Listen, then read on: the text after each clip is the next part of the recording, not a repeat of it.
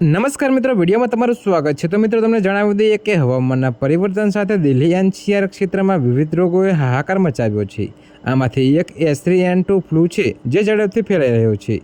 તો લોકો તાવ, ખાંસી અને શરીરનો અનુભવ કરી રહ્યા છે। ડૉક્ટરો અને સામાન્ય ફ્લૂ ન સમજવાની સલાહ આપે છે, તે વધુ ખતરનાક બની શકે છે। તો ચાલો આપણે સમજાવીએ કે 48 કલાકથી વધુ સમય સુધી ચાલતા તાવને અવગણવો કે કેમ ખતરનાક બની શકે છે। તો મિત્રો તમને વધુમાં એ પણ જણાવી દઈએ કે આ એક પ્રકારનો વાયરસ છે જે હાલમાં સમગ્ર દિલ્હી એનસીઆર પ્રદેશમાં ઝડપથી ફેલાઈ રહ્યો છે। તે શ્વસન સંબંધી બીમારીઓનું કારણ બને છે।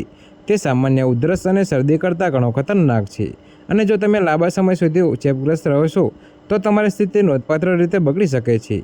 જો કે મિત્રો, અહેવાલો અનુસાર તે લોકોને ખૂબ જ ઝડપથી ચેપ લગાડે છે।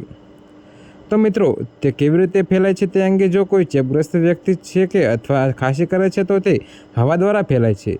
જો તમે પછી ચેપગ્રસ્ત વિસ્તારને સ્પર્શ કરો છો અને પછી તમારા ચહેરાને સ્પર્શ કરો છો તો વાયરસ તમારા શરીરમાં ફેલાય છે।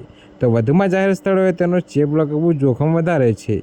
જો કે એ નોંધવું મહત્વપૂર્ણ છે કે જો તમે એર કન્ડિશનર રૂમમાં હો તો પણ તેનાથી સુરક્ષિત નથી। અહેવાલો અનુસાર દિલ્હી એનસીઆર પ્રદેશમાં ઓછામાં ઓછા 69% પરિવારોમાં કોઈ સભ્યને ચેપ લાગ્યો છે। તો મિત્રો, અત્યારે હાલ માટે આટલું જ। મળીશું નવી અપડેટ સાથે, અને જો તમને અમારા વિડીયો પસંદ આવતા હોય તો વિડીયોને લાઇક, કોમેન્ટ, શેર અને અમારી ચેનલને સબસ્ક્રાઈબ કરવાનું ભૂલતા નહીં મિત્રો।